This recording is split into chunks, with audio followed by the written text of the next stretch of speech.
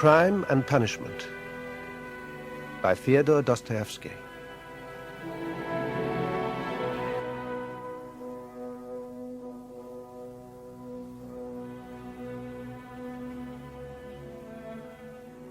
One sultry evening, early in July, a young man emerged from the small, furnished lodging he occupied.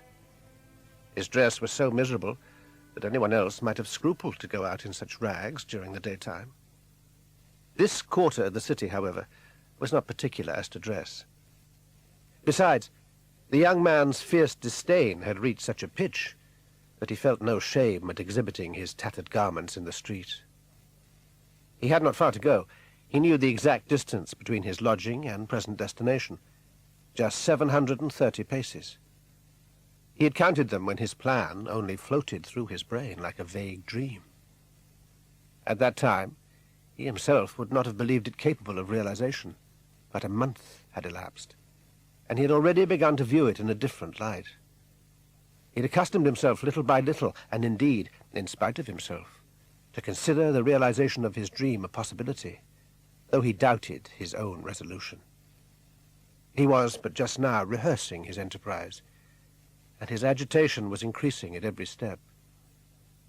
His heart sank, and his limbs trembled nervously as he came to an immense building facing the canal on one side and the street on the other. This block was divided into a host of small tenements, and people were swarming in and out through the two doors.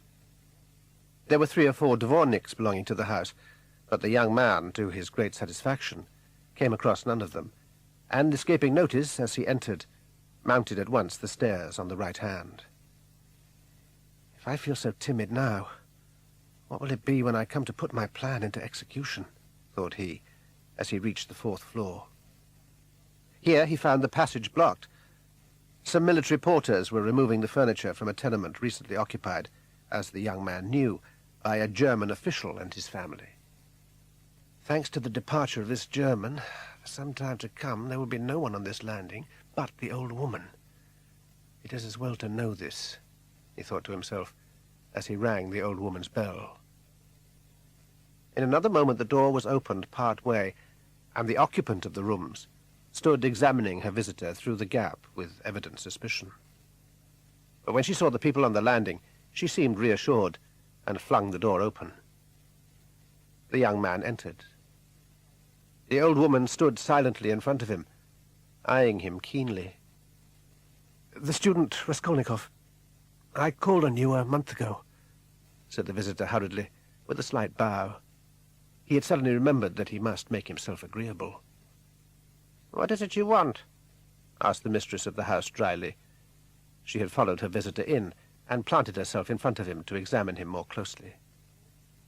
"I have come to pawn something, that is all." With this he drew from his pocket a flat old silver watch. "But you have not repaid the sum I lent you before. It was due 2 days ago." "I will pay you the interest for another month. Have a little patience." "I may have patience, or I may sell your pledge at once, Batushka. Just whichever I like." "What will you give me on this watch, Alyena Ivanovna?" "That is a wretched thing, Batushka. Last time I lent you 2 small notes on your ring, and I could have bought a new one at the jeweller's for 1.5 rubles. "Give me 4 rubles, and I will redeem it. It belonged to my father. I expect some money soon." 1.5 rubles, and I shall take the interest in advance." 1.5 rubles, protested the young man. "Please yourself whether you take it or not." So saying, the old woman tendered back the watch. Her visitor took it and was about to depart in vexation, when he reflected that this moneylender was his last resource. And besides, he had another object in coming. "Come, fork out," said he in a rough tone. The old woman fumbled in her pockets for her keys and passed on into the adjoining room. The young man, left standing there alone, pricked up his ears and began to make various inductions. He heard this female usurer open her drawer. "It must be the top one," was his conclusion. "I now know that she carries her keys in her right pocket. They are all hung on a steel ring. One of them is 3 times as large as the rest. That cannot be the key of her drawer. Then she must have some strong box or safe. The old woman reappeared. Perhaps I may be bringing you some other article soon, Alyena Ivanovna. A silver one, when I get it back from the friend to whom I've lent it. These words were uttered with much embarrassment. Well, we can talk about it then, Batushka. Goodbye. You are always alone? Is your sister never with you? Asked he, with as indifferent an air as he could assume, as he entered the anteroom. What have you to do with my sister, Batushka? Nothing. I had no reason for asking. Goodbye, Alyena Ivanovna. Raskolnikov made his exit in a perturbed state of mind. When he had at length emerged upon the street, he exclaimed to himself, "How loathsome it all is! Can I ever? No. It is absurd, preposterous. How could such a horrible idea ever enter my head? Could I ever be capable of such infamy? It is odious, ignoble, repulsive. And yet for a whole month..." Words and exclamations, however, could not give full vent to his agitation. On looking round, he saw a dram shop near. Steps led down from the footpath to the basement. The young man barely paused before he descended the steps. He had never before entered such a place, but he felt dizzy, and was also suffering from intense thirst. There were but a few people in the place. One of the company looked like a retired official. He sat by himself, from time to time raising his glass to his lips and glancing round. He seemed considerably agitated. Occasionally we come across strangers who interest us at first sight, even before we've exchanged a word. This was precisely the effect produced on Raskolnikov by an individual who looked like a retired official. He never took his eyes off the man, doubtless because the latter returned his gaze and seemed anxious to open a conversation. Suddenly the stranger began to speak. "Shall I be taking a liberty, sir, if I presume to enter into conversation with you? Allow me to introduce myself as Marmeladov, a titular councillor. May I ask whether you are in the service?" "No, I am studying," replied the young man, slightly surprised by this courteous language, and yet annoyed at finding himself thus abruptly addressed by a stranger. "Then you are or have been a student," returned the official promptly. "I thought as much. My instincts are unfailing, sir, and founded on long experience. You have studied, but allow me—" And rising, glass in hand, he changed his seat to one near the young man.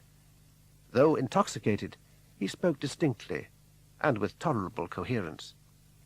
"Sir," declared he, with a certain solemnity, "it is true that poverty is no vice.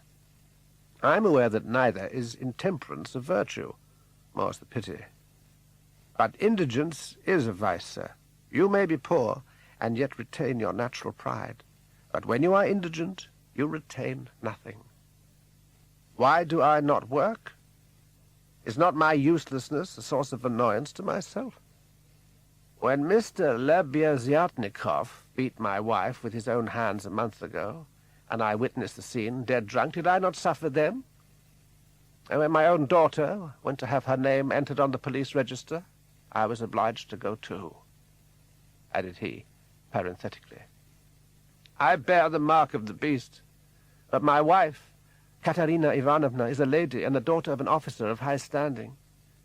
And yet, if she would but have pity on me. We occupy a room, but how we live or how we pay is more than I can tell. The house is a perfect bear garden. Meanwhile, my daughter Sonia has been growing up. One day, not long ago, the children were starving, and Katerina Ivanovna walked up and down the room wringing her hands. I was lying down, I may as well say it, drunk, and I heard my Sonia's sweet voice say gently, 'But Katerina Ivanovna, how could I do that?' 'What?' returned Katerina Ivanovna ironically. 'You must have a fine treasure indeed to preserve it so jealously. Oh, do not accuse her, sir, do not. She did not know what she was saying, and her words were meant rather to vex Sonia than to drive her to evil ways. It was then past 5 o'clock. I saw Soniechka rise, put on her burnous, and leave the house. At 8 o'clock she returned, and going straight up to Katerina Ivanovna, laid 30 roubles in silver upon the table before her without saying a word. Then she lay down on her bed with her face to the wall, but her shoulders and whole frame kept quivering. I was still in the same condition. At that moment, young man, I saw Katerina Ivanovna move and kneel down in silence by Soniechka's little bed. There she knelt the whole night long, kissing my daughter's feet and refusing to stir. At last the two fell asleep in each other's arms. Yes, the two of them. And there I still lay, stupefied. Marmeladov paused, as if his voice would serve him no longer. Then he suddenly filled his glass again, emptied it, and after a while resumed. Since then, sir, my daughter, Sonia Semyonovna, has been entered in the register, which obliged us to shift our quarters. Our landlady showed herself inflexible on this point, forgetting that she herself at first favored the intrigues of the madam who initially made the suggestion to Katerina Ivanovna. Here Marmeladov struck his forehead, and closing his eyes, leant on the table. Why should anyone have pity on me? He suddenly continued in an excited tone. Why, say you? You are right. There is no reason why they should. The proper thing is to crucify me, nail me to the cross, and show no pity. Oh, Lord, thy kingdom come. He fell back on the bench exhausted, without looking at anyone, as if he had lost all consciousness of his surroundings, and became lost in a deep reverie. Let us be going, sir, he said abruptly, raising his head and addressing Raskolnikov. Take me home. It is time I went back to Katerina Ivanovna. The young man had been wishing to move for some time, and had already thought of making himself useful to Marmeladov. The legs of the latter were far more unsteady than his voice, and he leaned heavily on his companion. They had only 300 or 400 paces to go. Raskolnikov recognized Katerina Ivanovna at once. She was of a fair height, and had a slight and tolerably good figure, but looked very ill in the face. So, you have come back, cried Katerina Ivanovna, in a voice tremulous with anger. Villain! Monster! But where is the money? Let me see. What have you in your pocket? These are not your own clothes. What have you done with them?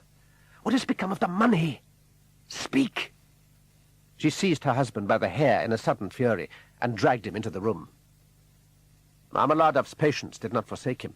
He followed his wife with docility, crawling after her on his knees. I like it. It does not pain me. I enjoy it, sir, cried he, as Katerina Ivanovna shook his head violently.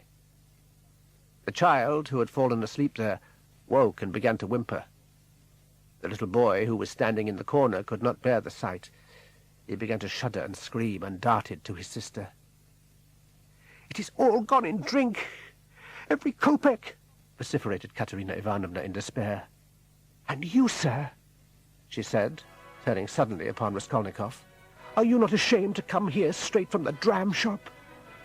You have been drinking with him, have you not? Then be gone.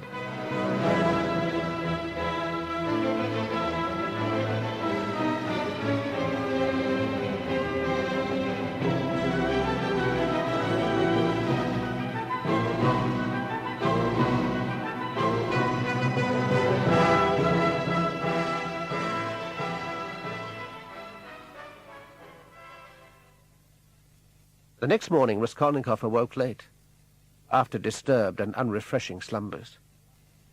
He glanced angrily round his room. It was a tiny place, not more than 6 feet in length, and its dirty buff wallpaper hung in shreds, giving it a most miserable aspect. Nastasia, the cleaner, who had been denied her labors, was arousing him at this moment. Come, get up! "Why are you sleeping so late?" she exclaimed. "It is 9 o'clock. I brought up some tea. Will you take a cup? A letter came while you were out." "A letter for me? From whom?" "How should I know?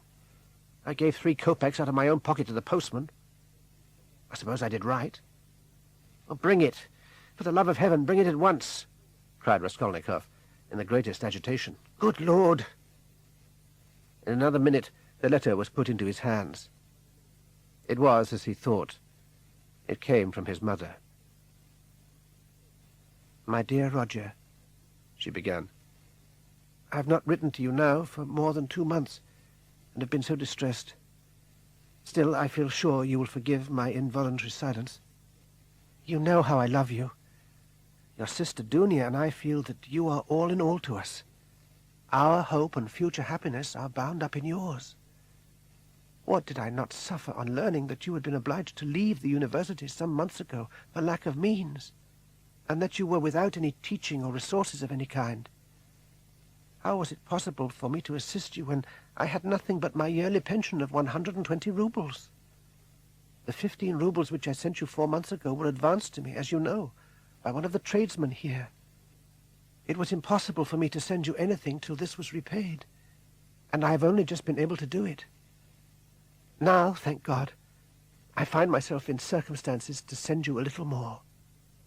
I must hasten to make you acquainted with the happy change in our fortunes, and must first tell you, what you are not yet aware of, that your sister has been living with me for the last 6 weeks, and intends to remain with me. Her tortures, heaven be praised, have come to an end. Her previous employers treated her so very badly, accusing her of terrible things and blackening her name. But she has been vindicated, and all through the town she is now respected and loved, and all see that she was wronged against. I reserve for the close of my letter the pleasant news that we shall very shortly be all together and embrace one another again, after nearly 3 years' separation. It is quite certain that Dunia and I are going to St. Petersburg, when I don't exactly know, but to all appearances shortly, and very shortly. Oh, with what rapture shall I press you to my heart! Dunia is wild with joy at meeting you. She is an angel, and you, Rodia, are everything to us, our hope and our trust. Be only happy yourself, and we shall be happy too. I embrace you 1,000 times, and with kisses without end. I am yours, while life lasts. Pulcheria Raskolnikova. During all the time he was reading the letter, even from the commencement, Raskolnikov's face was wet with tears. When he had finished, it looked pallid and distorted. He laid his head on his grimy pillow and became lost in thought. His heart beat wildly, and his thoughts were agitated. He was stifled and cramped in this little yellow room, which felt like a cupboard. So he left the room and took the direction towards Vasilyevsky Island, walking as if on most urgent business, and, true to his habits, hurried along, muttering to himself, and then speaking aloud, so that many took him for a man in liquor. His mother's letter pained him. But what can I do? So he excited and tormented himself, though with a certain sense of enjoyment. A decision must be come to, at all hazards, and something done, or renounce life altogether, he cried suddenly with ecstasy, and obediently submit to fate as it is, and dismiss the right to act, live, and love. Then he shuddered. A thought from the previous evening had returned. A month ago, and even up to the present time, it had been a dream. But now it did not seem a dream, but a definite and terrible form, and altogether new. But where am I going? He thought suddenly. Strange. Apparently I was going somewhere after I had read the letter. Ah, now I remember. To Razumikin. But why? It is strange. What could make me think of going to him? He wondered at himself. Razumikin was one of his most intimate friends at the university, although, it must be observed, Raskolnikov had very few. None loved Raskolnikov, as, besides being very poor, he was extremely proud and reserved. Razumikin was uncommonly jovial, a frank fellow, and kind and soft-hearted. But under all was concealed a depth of worth and merit. He, too, was very poor, and earned his own living, obtaining the necessary means by any sort of work. The question why he thought of seeing Razumikin, however, troubled him. "Yes," he said suddenly and firmly, "I will go to him, but not now. I will go to Razumikin the day after that, when that has become certain, and all commences anew." He roused himself. "After that," he muttered, quitting the bench. "Ah, if it happens, will it really ever? What am I thinking of?" he then cried in some astonishment. "I know well I could not endure that with which I have been torturing myself. I saw that clearly yesterday when I tried to rehearse it, perfectly plain. Then what am I questioning?" He looked all round, wondering how he got where he was, and moved off towards home. "Lord," he prayed, "show me my way, that I may renounce these horrid thoughts of mine." Going across the bridge, he quietly gazed on the river Neva and the clear red sunset. Liberty! Liberty! He was free from those enchantments and all their vile instigations.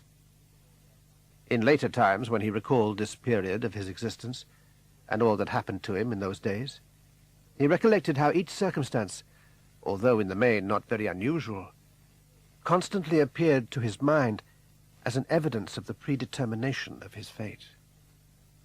Especially, he could never understand why he, weary and harassed as he was, could not have returned home by the shortest route, instead of across the Haymarket, which was quite out of the way. Why, he always asked, should such a really fateful meeting have taken place in the market? And happened, too, at exactly such a time and at a moment of his life when his mind was in the state it was. Surely he was the instrument of some purpose. At the corner of Coney Lane were a dealer and his wife, who were engaged in packing up their wares. They were lingering over their work and conversing with an acquaintance. This was Elizaveta Ivanovna, the younger sister of the old woman, Aliena Ivanovna, to whose rooms Raskolnikov went the day before for the purpose of pawning his watch, to make his rehearsal. He knew all about this Elizaveta, as she knew also a little about him. She was a tall, awkward woman, about 35 years of age, timid and quiet. Indeed, almost an idiot, and was a regular slave to her sister. When Raskolnikov recognized her, he seemed struck with the greatest astonishment, although there was nothing strange about such a meeting. "You ought to decide yourself, Elizaveta Ivanovna," said the man. "Come tomorrow at 7 o'clock. "When shall I come?" "At 7 o'clock tomorrow." "Very well. I will come," said Elizaveta, slowly and reluctantly to her friends, and she then quitted them. Raskolnikov also went away, and stayed to hear no more. His original amazement had changed gradually into a feeling of actual terror. He had learned, unexpectedly and positively, that at 7 o'clock the next evening, Elizaveta, the old woman's sister, the only person living with her, would not be at home, and that, therefore, the old woman, at 7 o'clock tomorrow, would be there alone. A more convenient occasion than was thus unexpectedly offered to him now would never arise, and he might never learn again beforehand that at a certain time on a certain day she, on whom he was to make the attempt, would be entirely alone. On his return from the market, he flung himself upon his couch and soon fell asleep. He slept much longer than usual, and his slumbers were undisturbed by dreams. He came to himself immediately and jumped up. Then he became excited, as he felt what there was to be done, and he endeavored with all his might to keep his thoughts from wandering. All the time his heart thumped and beat until he could hardly draw a breath. In the first place, it was necessary to make a loop and fasten it to his coat. The loop was provided for a hatchet. Having finished his task, Raskolnikov inserted his finger in a small crevice in the floor under his couch, and brought out the pledge with which he had been careful to provide himself. This pledge, however, was only a sham, a thin, smooth piece of wood, about the size and thickness of a silver cigarette case, and a thin piece of iron of about the same size. He fastened the two together firmly with thread, and then proceeded to wrap them up neatly and tie the parcel in such a manner that it would be difficult to undo it again. This was all done in order to occupy the attention of the old woman and to seize a favorable opportunity when she would be busy with the knot. He had just finished and had put the packet in his pocket when in the court below resounded the cry, "6 o'clock struck long ago." Long ago? Good heavens! He ran to the door, listened, seized his hat, and went down the stairs cautiously and stealthily. He still had the most important thing to do, to steal the hatchet out of the kitchen. That a hatchet was the best instrument, he had long since decided. Before he had got to the bottom of the staircase, however, a trifling circumstance came and upset all his plans. On reaching his landlady's landing, he found the kitchen door wide open as usual, and he peeped in order to make sure that in the absence of Nastasia, her mistress was not there, and that the doors of the other rooms were closed. But great was his annoyance to find Nastasia there herself, engaged in hanging clothes on a line. Perceiving the young man, she stopped and turned to him inquiringly. He averted his eyes and went away without remark. But the affair was done for. There was no hatchet. He was frustrated entirely. He stood, hesitating at the gate. To walk about the streets or to go back were equally repugnant. "To think that I have missed such a splendid opportunity," he murmured as he stood aimlessly at the entrance, leaning near the open door of the porter's lodge. Suddenly he started. Something in the dark room attracted his eye. He looked quietly around. No one was near. He descended the 2 steps on tiptoe and called for the porter. There was no reply, and he rushed headlong to the hatchet. It was a hatchet, secured it where it lay among some wood, and hurriedly fastened it to the loop as he made his way out into the street. No one saw him.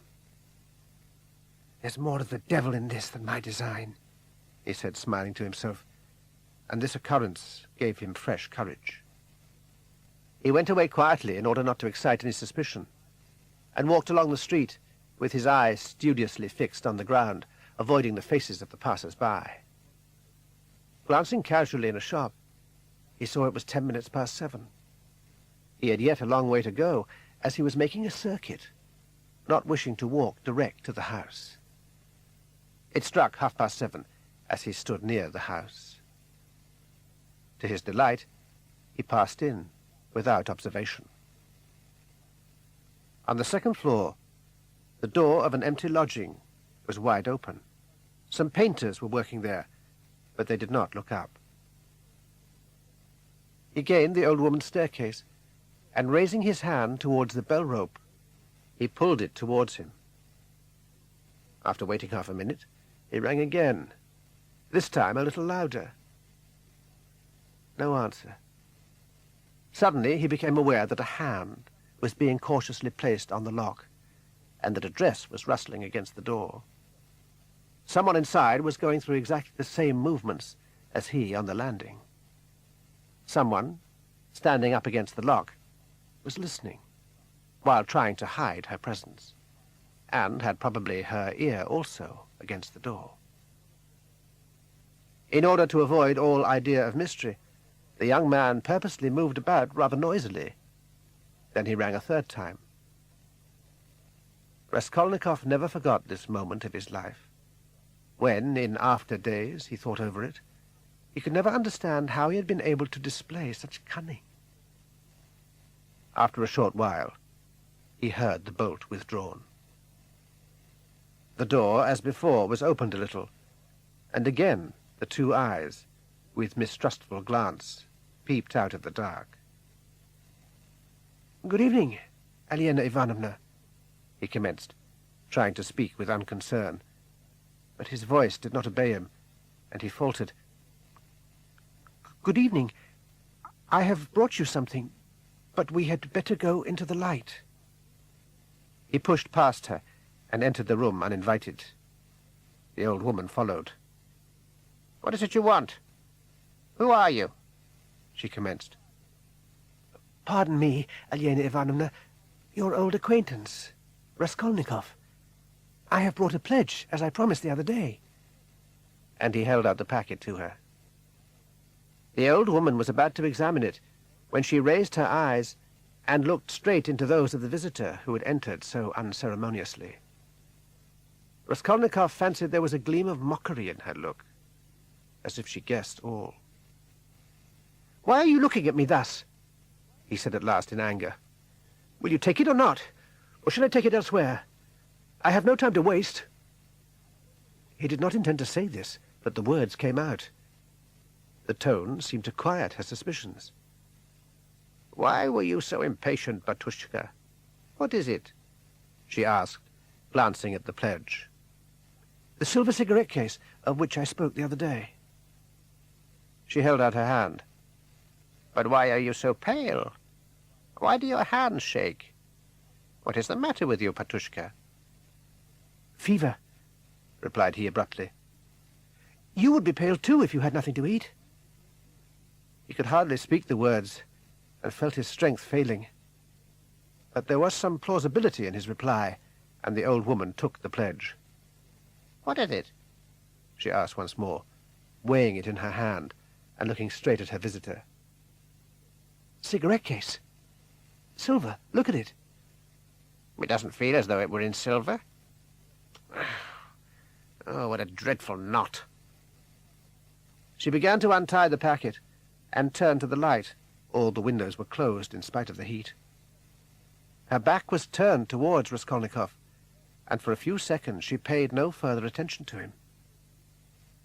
He opened his coat, freed the hatchet from the loop, but did not yet take it from its hiding place. He held it with his right hand beneath the garment. His limbs were weak. Each moment they grew more numbed and stiff. He feared his fingers would relax their hold of the hatchet. Then his head turned giddy. "What is this you bring me?" cried Aliena Ivanovna, turning to him in a rage. There was not a moment to lose now. He pulled out the hatchet, raised it with both hands, and let it descend without force, almost mechanically, on the old woman's head. But directly he had struck the blow, his strength returned. The hatchet struck her on the front of her head, and this was partly owing to her small stature. She scarcely uttered a faint cry, and collapsed at once, all in a heap on the floor. Then Raskolnikov, whose arm had regained all its vigor, struck 2 fresh blows with the hatchet on the crown of the old woman's head. The blood spurted out in streams, and the body rolled heavily over. At that moment, the young man drew back. So soon as he beheld his victim stretched on the floor, he bent over her face. She was dead. The murderer laid his hatchet down, and at once began to search the corpse, taking the greatest precaution not to get stained with the blood. He remembered seeing her take her keys from the right-hand pocket of her dress. It did not take him long to find the keys, the same as the other day. They were all together on a steel ring. Suddenly noticing a bit of cord round the old woman's neck, the young man gave it a tug, but the gory stuff was strong and did not break. At last, after trying for 2 minutes and staining his hands with blood, he succeeded in severing the cord with the blade of the hatchet. As he had imagined, there was a purse suspended to the old woman's neck. Besides this, There were also a small enamelled medal and 2 crosses, one of cypress wood, the other of brass. The greasy purse, a little chamois leather bag, was as full as it could hold. Raskolnikov thrust it in his pocket without examining the contents. He then threw the crosses on his victim's breast and hastily rushed into the bedroom, taking the hatchet with him. His impatience was now intense. He seized the keys and set to work. But all his attempts to open the drawers were unavailing. Without further troubling about the drawers, he at once looked under the bed, aware that old women are in the habit of hiding their treasures in such places. And there indeed was a trunk with rounded lid. Raskolnikov was able to insert the key in the lock without the least difficulty. When he opened the box, he perceived a hareskin clock, trimmed with red, lying on a white sheet. Beneath the fur was a silk dress, and then a shawl. The rest of the contents appeared to be nothing but rags. But scarcely had he touched these clothes than a gold watch rolled from under the fur. He then overhauled everything in the box. Among the rags were various gold trinkets, which had all probably been pledged with the old woman, bracelets, chains, earrings, scarf pins, etc. Footsteps resounded in the other room. He stopped short, frozen with terror. But the noise having ceased, he was already imagining he'd been mistaken, when suddenly he distantly heard a faint cry, or rather a kind of feeble, interrupted moan. At the end of the minute or two, everything was again as silent as death.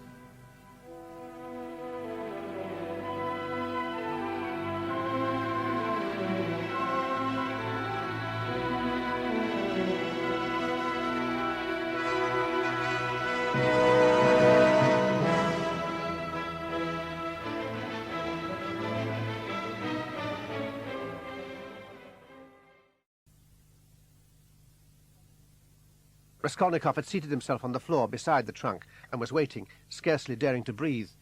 Suddenly he bounded up, caught up the hatchet, and rushed from the bedroom. In the center of the apartment, Elizaveta, a large bundle in her hands, stood gazing in a terror-stricken way at her dead sister, white as a sheet. She did not seem to have the strength to call out. On the sudden appearance of the murderer, the poor woman drew back in perfect silence, as though she had no breath left in her body. The young man rushed upon her, brandishing the hatchet. Terror had so completely stupefied the unfortunate Elizaveta that she did not even think of protecting her face by holding her hands before her head. The hatchet penetrated her skull, laying it open from the upper part of the forehead to the crown. Elizaveta fell down dead. No longer aware of what he did, Raskolnikov took the bundle from his victim's hand, then dropped it and ran to the anteroom. He was more and more terrified, especially after this second murder, entirely unpremeditated by him. He was in a hurry to be gone. Happening to glance into the kitchen, however, he observed a pail half full of water standing on a bench, and that gave him the idea of washing his hands and the hatchet. This done, he carefully examined the hatchet. The accusing stains had disappeared, but the handle was still damp. Raskolnikov carefully hid the weapon under his coat by replacing it in the loop, after which he minutely inspected his clothes. He saw nothing suspicious about the coat and trousers, but there were bloodstains on the boots. He removed them with the aid of a damp rag, but these precautions only half reassured him, for he knew that he could not see properly and that certain stains had very likely escaped him. He stood irresolute in the middle of the room, a prey to a somber, agonizing thought, the thought that he was going mad. "Good heavens! I ought to go away at once," murmured he, and he rushed to the anteroom, where the greatest terror he had yet experienced awaited him. He stood stock still, not daring to believe his eyes. The door of the lodging, the outer door which opened onto the landing, was open. It had been neither locked nor bolted. But he had seen Elizaveta after that. How was it that it had not occurred to him that she had come in by way of the door? He shut the door and bolted it. But no, that is not what I should do. I must go away, go away. He drew back the bolt, and, after opening the door again, stood listening on the landing. But just as he was preparing to go down, he suddenly became aware of a fresh sound. Footsteps, as yet far off, at the bottom of the staircase, and he no sooner heard them than he guessed the truth. Someone was coming there, to the old woman's on the 4th floor. The footsteps were heavy, regular, and rather slow than hurried. He has now reached the 1st floor. He still continues to ascend. The sound is becoming plainer and plainer. He has commenced the 3rd flight. He will soon be on the 4th. And Raskolnikov felt suddenly seized, as with a general paralysis. The stranger was now ascending the 4th flight.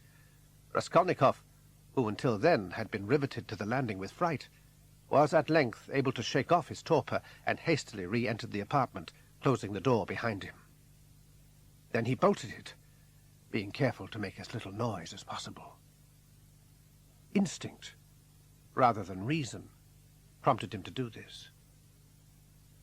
When he had finished, he remained close to the door, listening, scarcely daring to breathe. The visitor was now on the landing. Only the thickness of the door separated the two men. Then the visitor gave a violent pull at the bell. At the same moment, some light and rapid footsteps resounded on the staircase. It was another person coming to the 4th floor. "Is it possible that there's no one at home?" said the latter, in a loud and hearty tone of voice, addressing the first visitor. "Good day, Koch." "The devil only knows. I've almost smashed the lock," replied Koch. "I don't understand it. She never stirs from one year's end to the other, the old witch. She quite rots in the place. And now, all on a sudden, she goes gallivanting about." "Well, suppose we question the porter." "What for?" "Well, to find out where she's gone and when she'll be back." "She never goes anywhere." And he again tugged at the door handle. "The devil take her. There's nothing to be done but to go." "Wait!" suddenly exclaimed the young man. "Look! Do you notice how the door resists when we pull it?" "Well, what then?" "Why, that shows that it's not locked but bolted. Hark how it clinks." "Well?" "Don't you understand? That shows that one of them must be at home. If both were out, they would have locked the door after them and not bolted it inside. Listen! Don't you hear the noise it makes? Well, to bolt one's door, one must be at home, you understand. Therefore it follows that they are at home. Only for some reason or other they don't open the door." "Why, yes, you're right," exclaimed the astonished Koch. "So they're there, are they?" And he again shook the door violently. "Stay," resumed the young man. "Don't pull like that. There's something peculiar about this. You've rung, you've pulled at the door with all your might, and they haven't answered you. Therefore, they've either both fainted away or—" "What?" "This is what we'd better do. Have the porter up, so that he may find out what's the matter." "That's not a bad idea." They both started downstairs. "Stop! You stay here. I'll fetch the porter." "Why stay here?" "Well, one never knows what might happen." "All right." "There's something very peculiar about all this. That's evident." "Evident," said the young man excitedly, and he hastily made his way down the stairs. Not long after, Koch, tired of waiting, relinquished his watch to go and find the young man. By degrees, the sound of his heavy boots, echoing on the stairs, ceased to be heard. Raskolnikov drew back the bolt and opened the door a few inches. Reassured by the silence, he went out onto the landing, shut the door behind him as securely as he could, and turned to go downstairs. He had already descended several steps when suddenly a great uproar arose from one of the floors below. Concealment was impossible, so he hastened upstairs again. "Hi there! Hang it, stop!" He who uttered these cries had just burst out of one of the lodgings, and was rushing down the stairs as fast as his legs would carry him, yelling the while, "Dmitri! Dmitri! May the devil take the fool!" The rest died away in the distance. The man who was uttering these cries had already left the house far behind. All was once more silent. But scarcely was this alarm over than a fresh one succeeded it. Several individuals talking together in a loud tone of voice were noisily coming up the stairs. There were 3 or 4 of them. Raskolnikov recognized the young man's sonorous accents. It is them. No longer hoping to escape them, he advanced boldly to meet them. Let happen what will, he said to himself. If they stop me, all is over. If they let me pass, all is over just the same. They will remember passing me on the stairs. They were about to encounter him. Only one flight separated them. When suddenly he felt himself saved. A few steps from him, to the right, there was an empty lodging with the door wide open. It was that same one on the 2nd floor where he had seen the painters working. But, by a happy chance, they had just left it. It was they, no doubt, who a few minutes before had gone off, uttering those shouts. The paint on the floors was quite fresh.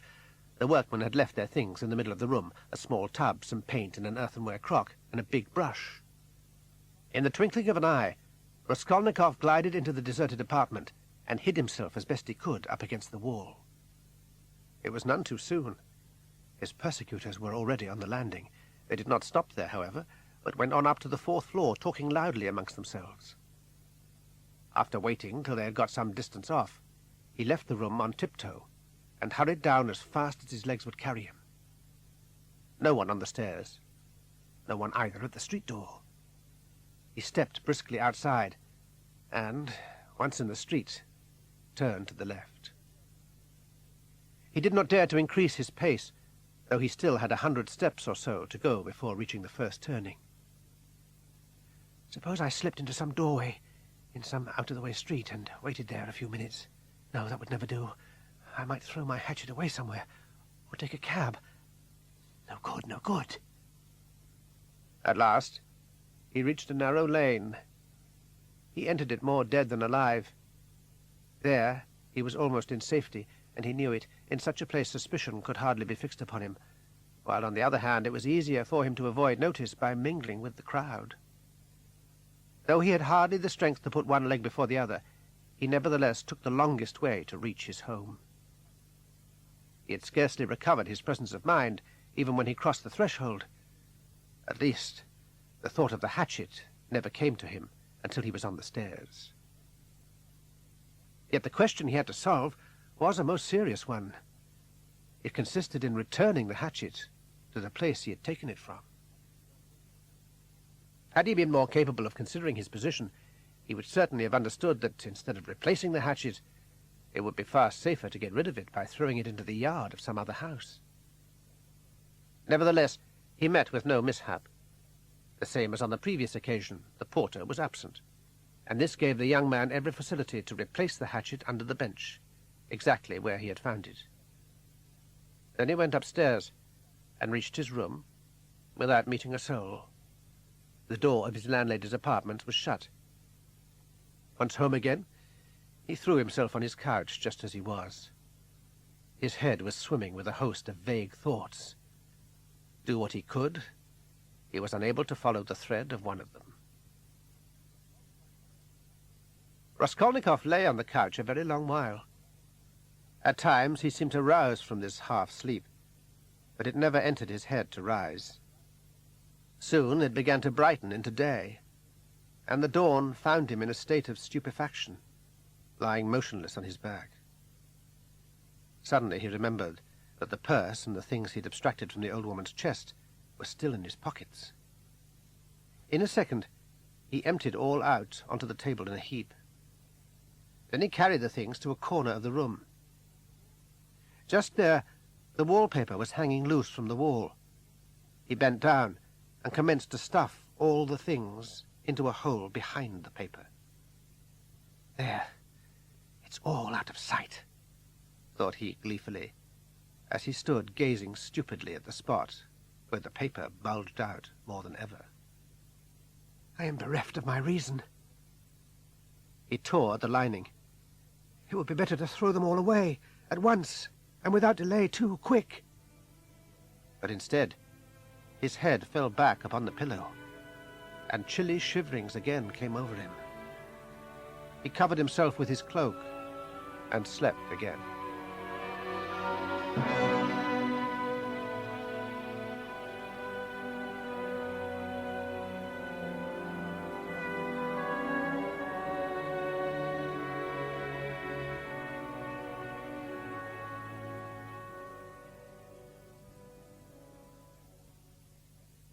Hey, open, will you?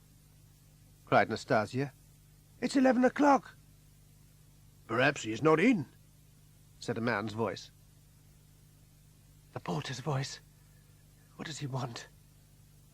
Raskolnikov rose and sat on the couch listening. His heart throbbed violently. Who has bolted the door, then? Exclaimed the servant. Open, will you? All must be discovered. He rose a little and undid the bolt. There stood the porter and Nastasia. The servant looked strangely at Raskolnikov.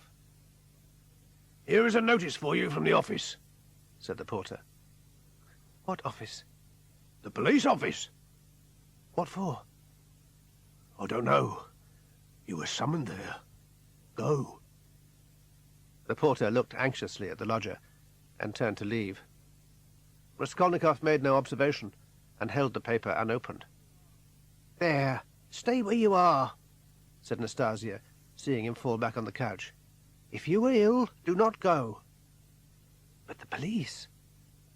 Is there anything you want? You stay here. I will bring it. No, I will go. I'm going at once, murmured he, rising to his feet. Very well, she said, and went out. The office was not far distant, in a new house on the 4th floor. As he entered the court, he saw to the right of him a staircase.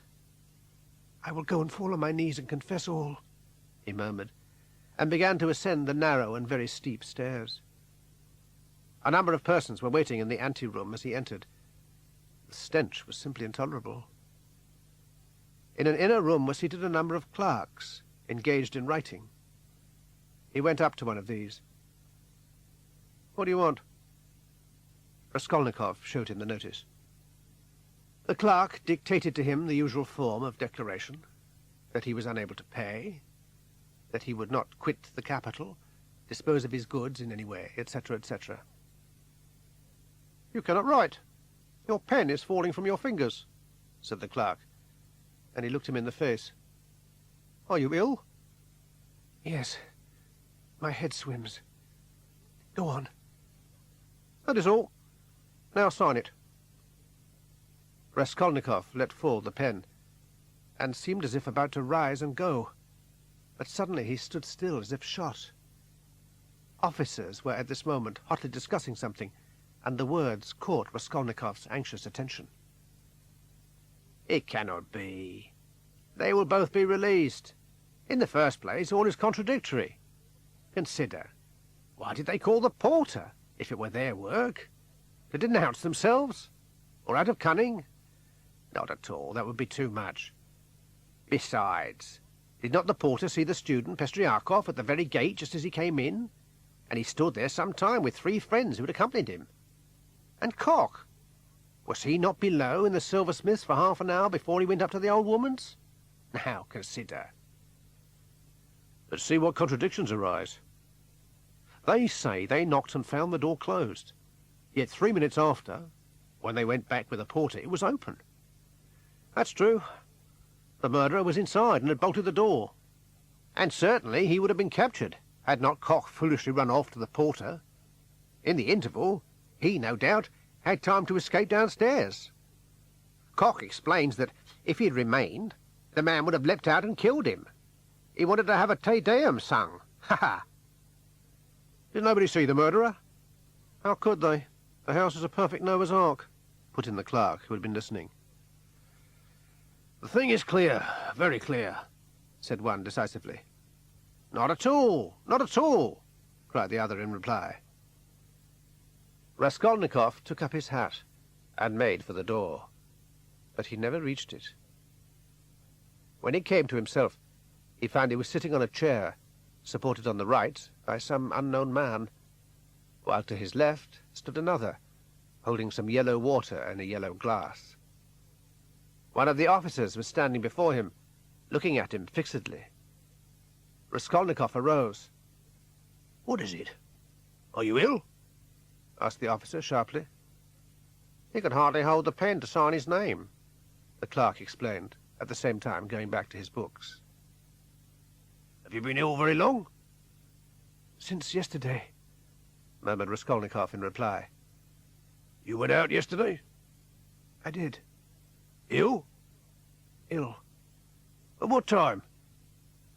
8 o'clock in the evening. Where did you go, allow me to ask? In the streets. Concise and clear.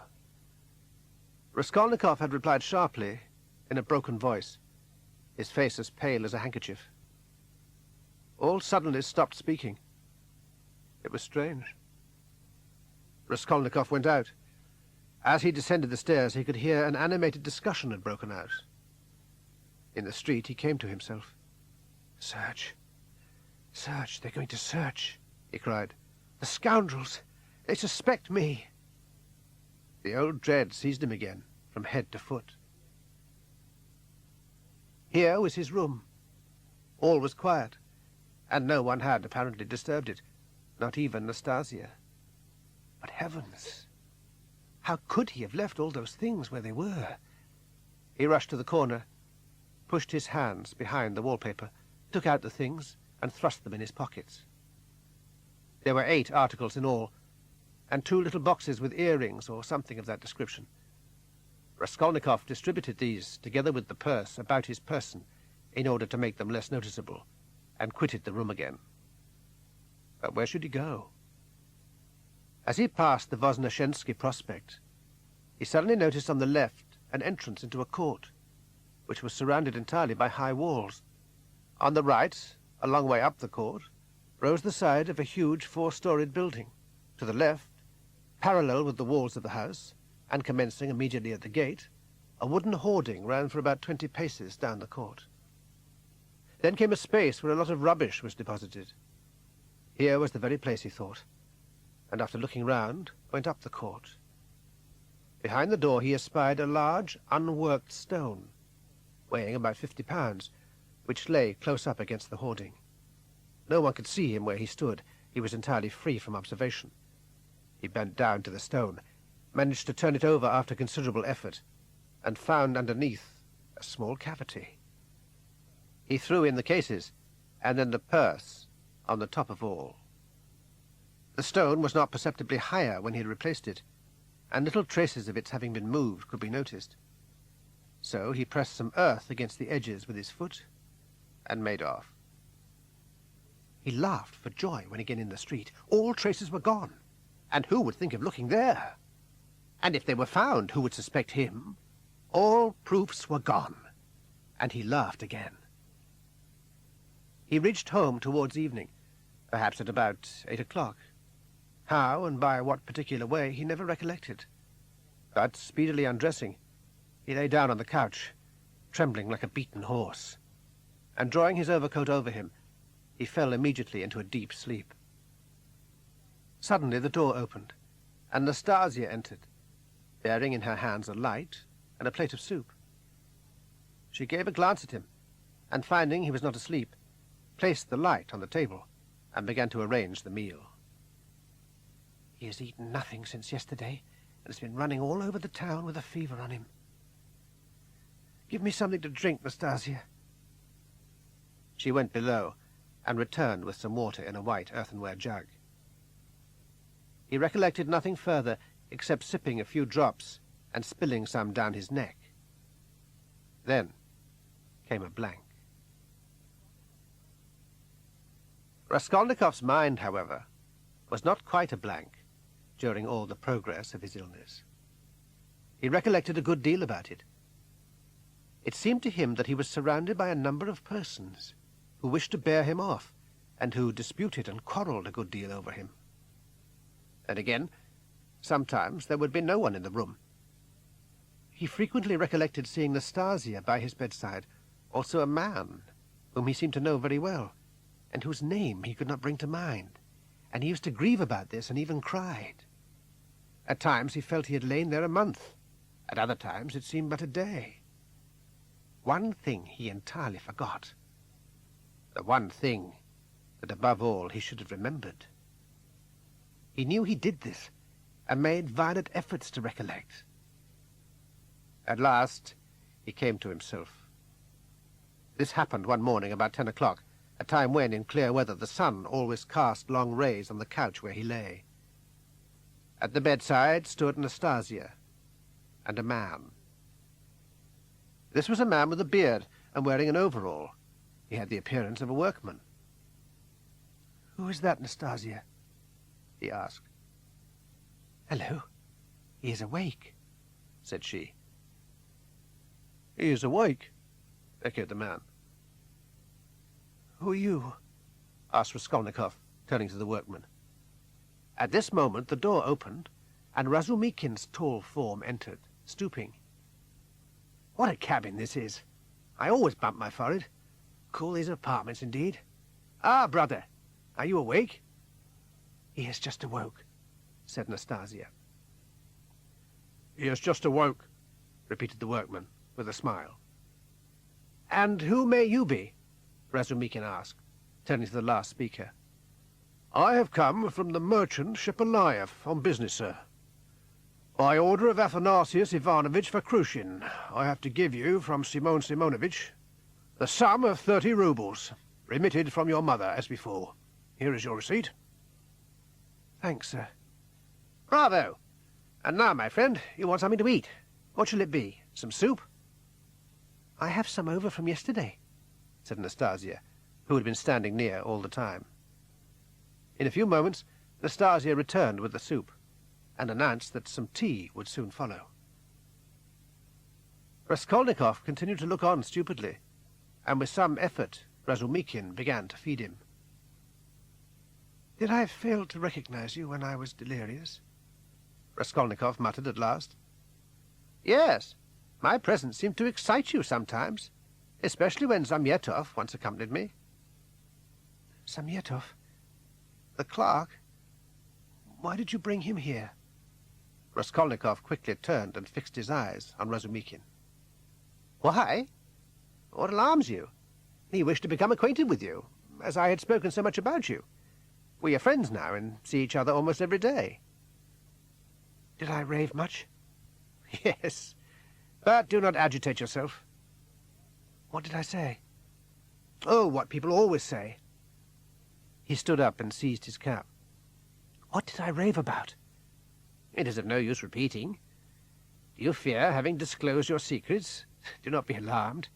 You never mentioned the Countess, but you talked a great deal about earrings, watch chains, and some porters."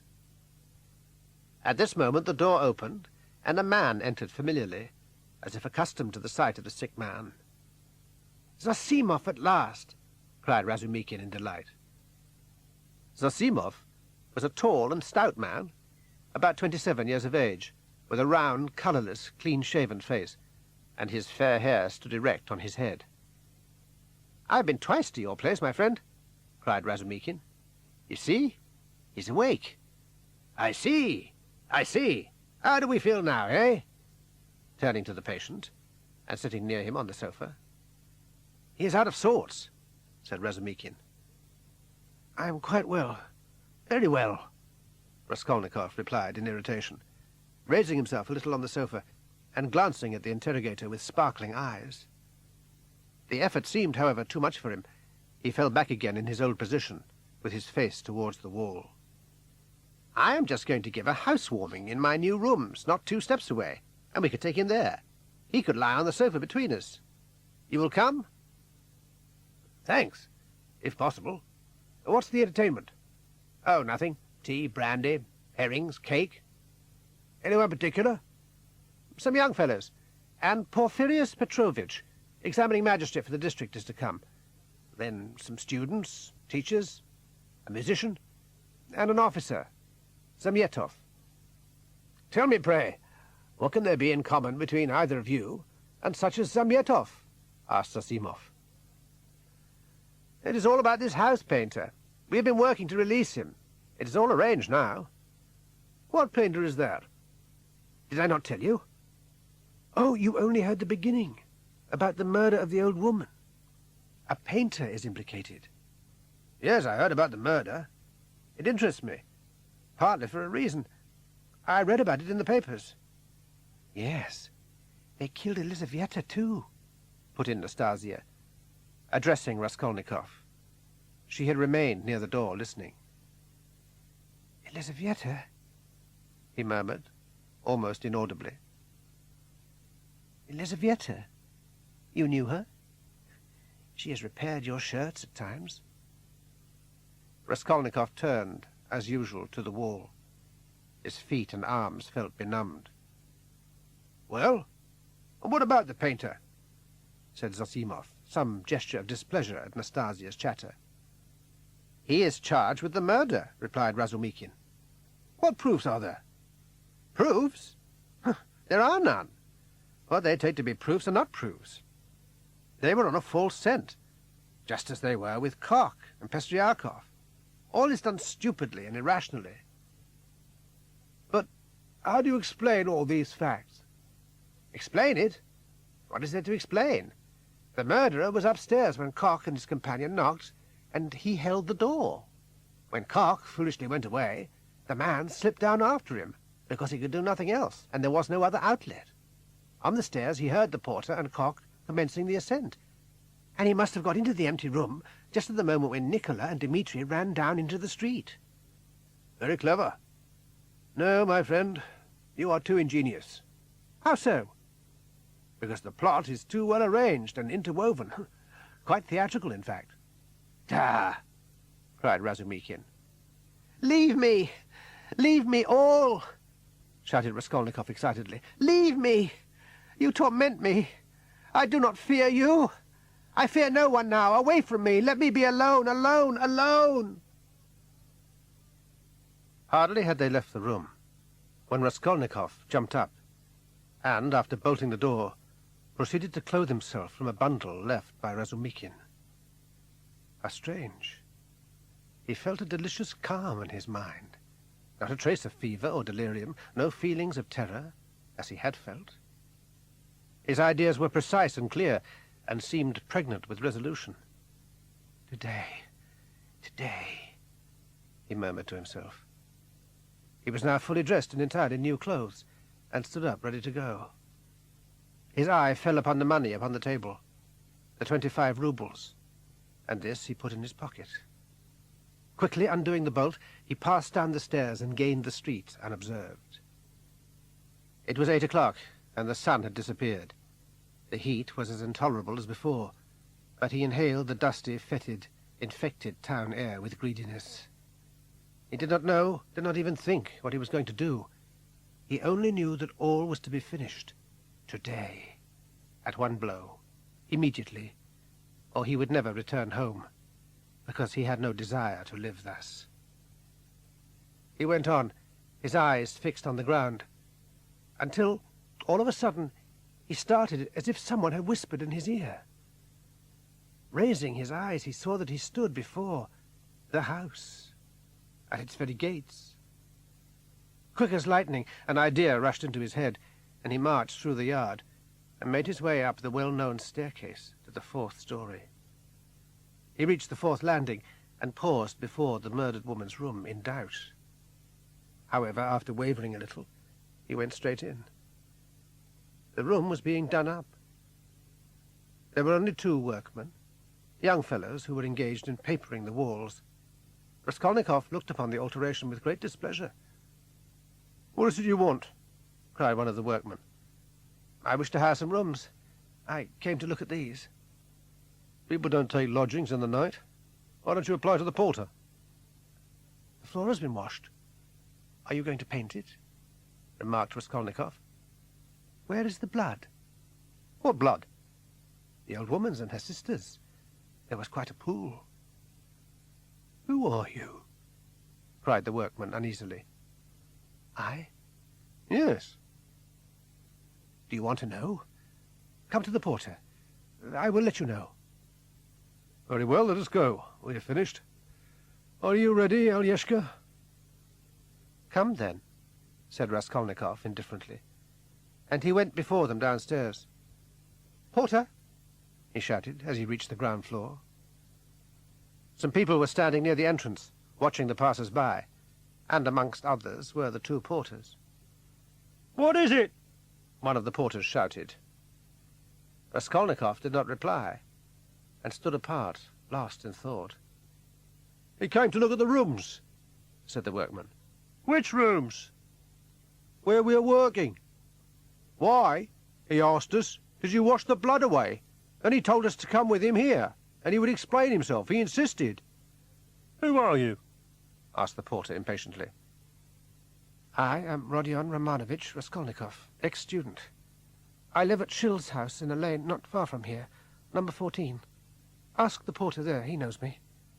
Raskolnikov replied, without turning to his questioner and gazing down the darkening street. What were you doing in those rooms? Looking at them. What for? Come on. Out you go then, if you won't explain yourself. Suddenly shouted the other porter, and he caught Raskolnikov by the shoulder and pitched him into the street.